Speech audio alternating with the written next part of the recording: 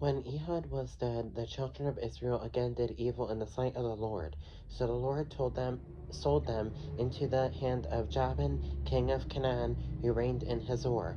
The commander of his army was Sisera, who dwelt in Harosheth Hagoyim. And the children of Israel cried out to the Lord, for Jabin had 900 chariots of iron, and for 20 years he had harshly oppressed the children of Israel. Now Deborah, a prophetess, the wife of Lapidoth, was judging Israel at that time. And she would sit under the palm tree of Deborah between Ramah and Bethel in the mountains of Ephraim. And the children of Israel came up to her for judgment. Then she sent and called for Barak, the son of Abinoam, from Kadesh in Naphtali, and said to him, Has not the Lord God of Israel commanded, Go and deploy troops at Mount Tabor, take with you 7,000 men of the sons of Naphtali and of the sons of Zebulun, and against you I will deploy Sisera, the commander of Jabin's army, with his chariots and his multitude at the river Kishon, and I will deliver him into your hand. And Barak said to him, If you will go with me, then I will go, but if you will not go with me, I will not go. So she said, I will surely go with you. Nevertheless, there will be no glory for you in the journey you are taking, for the Lord will sell Sisera into the hand of a woman. Then Deborah arose and went with Barak to Kadesh. And Barak called Zebulun and Naphtali to Kadesh. He went up with 10,000 men under his command, and Deborah went up with him. Now Heber, the Kenite of the children of Hobab, the father-in-law of Moses, had separated himself from the Kenites and pitched his tent near the terebinth tree at Zanaim, which is beside Kadesh. And they reported to Sisera that Barak the son of Abinoam had gone up to Mount Tabor.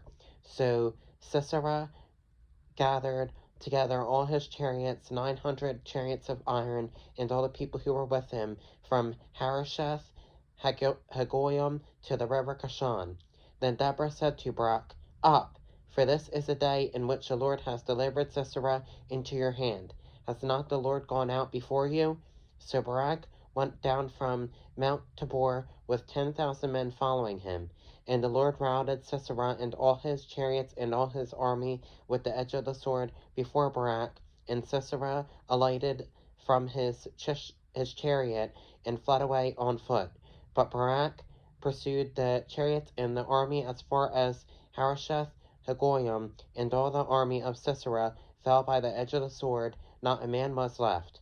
However, Sisera had fled away on foot to the tent of Jael, the wife of Heber the Kenite, for there was peace between the Jabin, king of Hazor, and the house of Heber the Kenite. And Jael went out to meet Sisera, and said to him, Turn aside, my lord, turn aside to me, do not fear. And when he had turned aside with her into the tent, she covered him with a blanket. Then he said to her, Please give me a little water to drink, for I am thirsty.